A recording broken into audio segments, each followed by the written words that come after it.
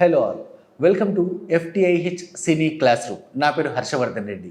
ఈరోజు FTIH సినీ class రూమ్లో editor, designer తెలుసుకోవాల్సిన 3 ఇంపార్టెంట్ పాయింట్స్ గురించి తెలుసుకుందాం. ఆ 3 ఇంపార్టెంట్ పాయింట్స్ ఏంటి అంటే, 1 కలర్, 2 కంపోజిషన్, 3 కాన్సెప్ట్. ఎడిటింగ్ చేసినా, డిజైనింగ్ చేసినా కూడా ఈ 3 పాయింట్స్ పట్ల మనం ఎంత ఎఫెక్టివ్గా ప్రోడక్ట్ డెలివరీ చేస్తున్నాం అనేది మాత్రం ఖచ్చితంగా చూసుకోవాల్సిన అవసరం ఉంటుంది.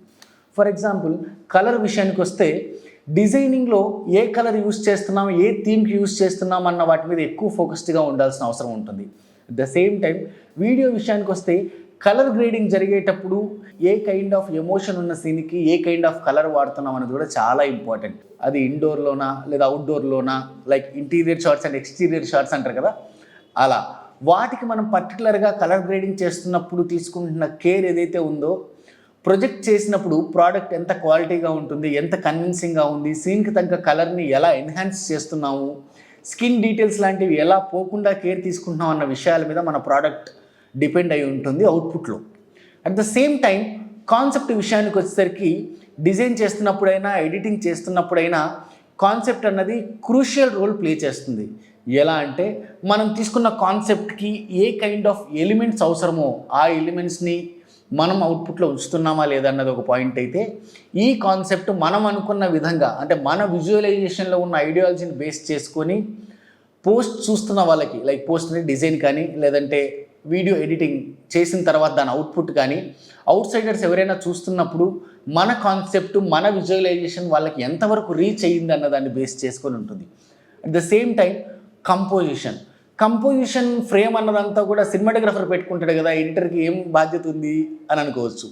కానీ లొకేషన్లో సినిమాటోగ్రఫర్ ఫ్రేమ్ పెట్టిన తర్వాత అయినా సరే, మనం ఎడిటింగ్ టైం లైన్ మీద ఉన్నప్పుడు ఏ కట్ తర్వాత ఏ కట్ పెడుతున్నప్పుడు ఆ కట్లో కంపోజిషన్ ఎలా ఉంది, మనం అనుకున్న ఫ్రేమ్లో కానీ లేదా డైరెక్టర్ అనుకున్న విజువలైజేషన్లో ఆ కంపోజిషన్ ఏమైనా ఆడుగా ఉందా, లేదా అట్ ద సేమ్ టైం ఫ్లోలో చూస్తున్నప్పుడు ఆల్రెడీ ఉన్న కంపోజిషన్ ఏమైనా డిస్టర్బెన్స్ క్రియేట్ చేస్తుందా అన్న విషయాల పట్ల కూడా మనం చాలా కేర్ఫుల్గా ఉండాల్సిన అవసరం ఉంటుంది.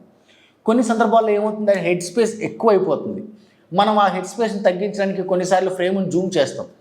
అలా ఫ్రేమ్ను జూమ్ చేసినప్పుడు ఒరిజినల్గా హెడ్ స్పేస్ ఎక్కువగా ఉన్న ఫ్రేమ్ కంపోజిషన్ అయితే అందంగా ఉన్నప్పటికీ కూడా ఎడిటింగ్ టైం లైన్ మీద హెడ్ స్పేస్ ఆడుగా కనపడవచ్చు. దాన్ని మనం జూమింగ్ చేసి ఎలా ఎఫెక్టివ్గా ఉండేలాగా ఫ్రేమ్ ఉంచుకోవడం, అట్ ద సేమ్ టైం మనం స్కోప్ యాడ్ చేసిన తర్వాత ఎలాంటి ప్లేసెస్లో హైలైట్ అవుతూ ఉంది, ఆ ఫ్లోలో డిస్టర్బెన్స్ ఏమైనా క్రియేట్ అవుతుందా, అలాంటి విషయాల పట్ల ఎడిటర్ కూడా చాలా కేర్ఫుల్గా ఉండాల్సిన అవసరం ఉంటుంది. డిజైనర్ విషయానికి వస్తే ఈ కంపోజిషన్ అనేది క్యారెక్టర్ని ఎక్కడ పెడుతున్నారు, టైటిల్ ఎక్కడ పెడుతున్నారు, ఎలిమెంట్స్ ఎక్కడ యూస్ చేస్తున్నారు, ఆ బ్యాక్గ్రౌండ్కి ఈ సబ్జెక్ట్కి మధ్యలో ఉన్న డెప్త్ ఆఫ్ ఫీల్డ్ కారణంగా వెనకాల అవుట్ ఫోకస్లో ఉందా లేదా, పోస్టర్ మొత్తం హైలైట్ అవుతూ ఉందనుకోండి, అప్పుడు ఆ కంపోజిషన్ వాల్యూ ఉంటుంది, వెనకాల ఆ డెప్త్ ఆఫ్ ఫీల్డ్ ఉండాలి. అట్ ద సేమ్ టైం టెక్స్ట్కి, టైటిల్కి, వెనకలు ఉన్న క్యారెక్టర్కి మధ్యన సపరేషన్ తెలుస్తూ ఉండాలి. బ్యాక్గ్రౌండ్లో ఉండే ఎలిమెంట్స్కి, క్యారెక్టర్కి సపరేషన్ ఉండాలి. మనం చాలా కైండ్స్ ఆఫ్ పార్టికల్స్ కానీ, బ్రష్తో యూస్ చేసిన టెక్స్చర్స్ కానీ మనం యూస్ చేస్తాం డిజైన్లో.